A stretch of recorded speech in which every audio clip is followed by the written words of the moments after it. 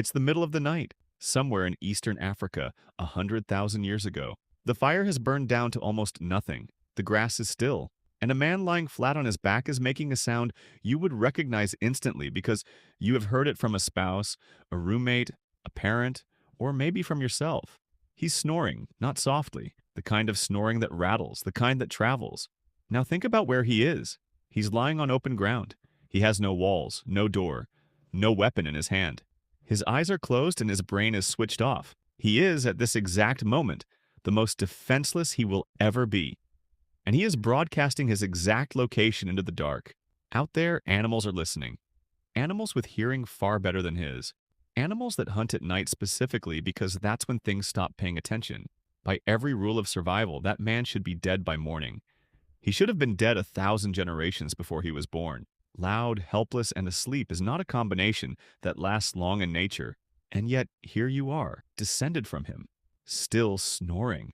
So what happened? Why didn't the noise kill us? Let's start with how loud this actually is, because most people underestimate it badly. A normal conversation runs around 60 decibels. Average snoring lands somewhere between 50 and 60. That already means a sleeping human is producing roughly the same volume as a person talking, continuously for hours. But heavy snoring goes much further. Recordings regularly hit 80 decibels. Some documented cases have pushed past 90. 80 decibels is a garbage disposal. 90 is a lawnmower running next to your head.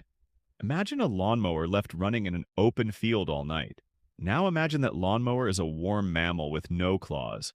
And sound behaves strangely after dark. During the day, the ground heats up and the air near it is warmer than the air above. That pushes sound waves upward, where they scatter and fade.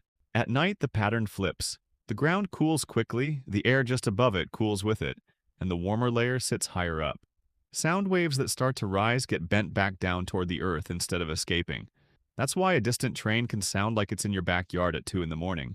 It's the same reason voices carry across a lake at night. A noise that would die out at noon can roll for a very long distance in the dark. So this isn't a small signal. On a still night, a snoring human is audible from far away, and the animals that mattered were built to catch exactly this kind of signal. A wolf's hearing extends well past ours in both range and sensitivity. Lions hunt heavily by ear. Hyenas locate prey in total darkness. Big cats can rotate their ears independently, which lets them triangulate a sound down to a few degrees and walk almost straight to it. For a predator, sound is not just an alert, it's an address. It tells them direction, roughly how far, and often how big.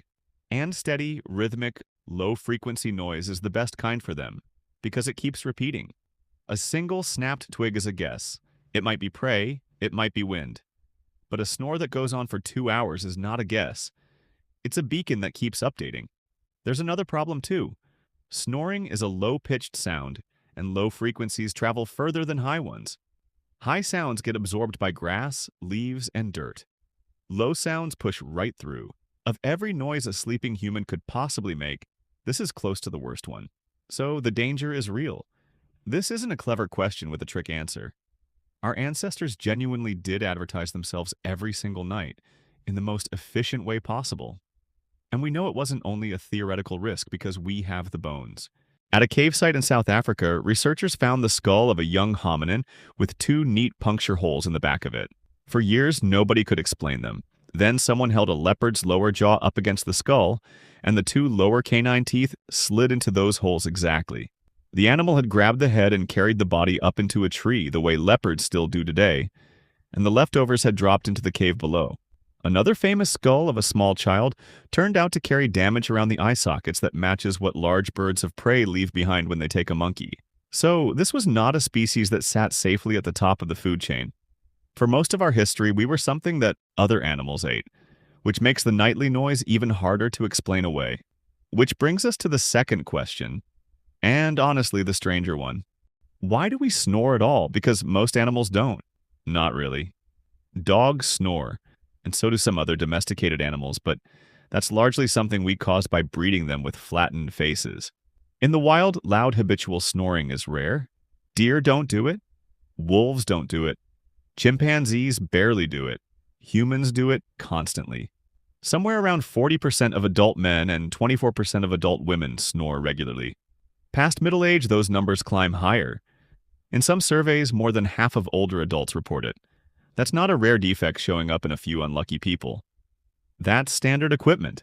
And the reason traces back to something we usually consider our single greatest advantage. Snoring happens when air can't move cleanly through the upper airway. During sleep, the muscles holding the throat open relax. The soft tissue at the back sags inward. The passage narrows. And air forced through that narrow space makes the tissue flutter and vibrate. That vibration is the sound you hear. So the real question becomes, why is the human throat so easy to block? Because we rebuilt it for talking.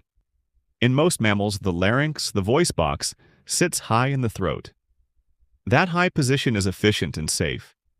It lets the animal breathe and swallow at nearly the same time, and it keeps the airway short and stable. In humans, the larynx sits lower. That descent opened up a much larger chamber above it, and that chamber is what lets us shape an enormous range of sounds.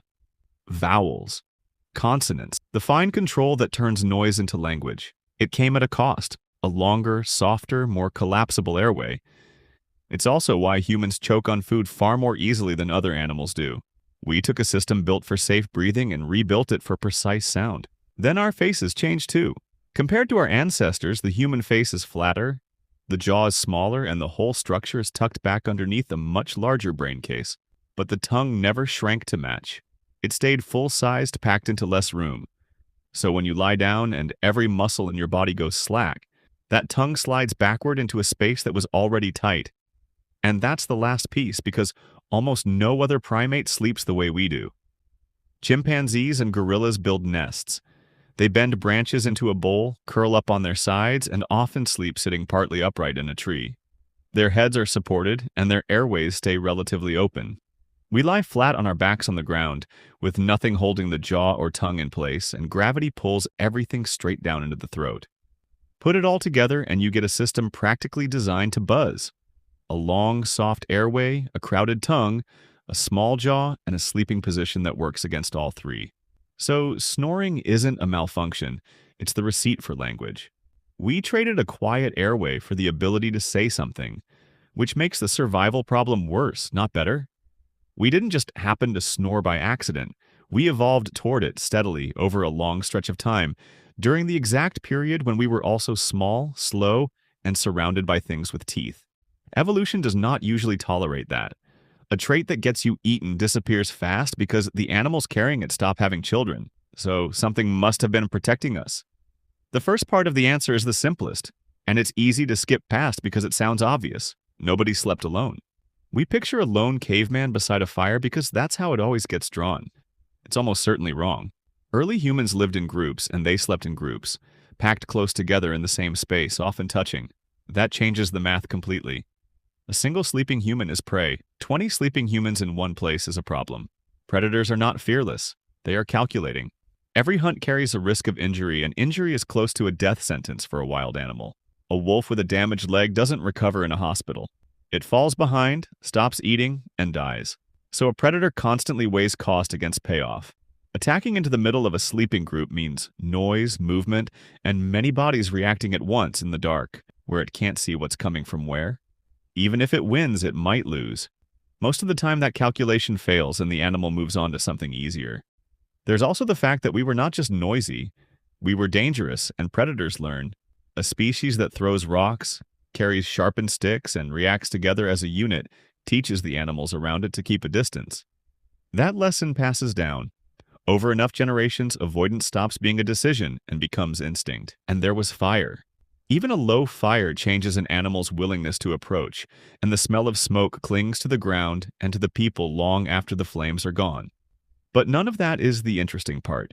The interesting part is what was happening inside the group while everyone was supposedly asleep.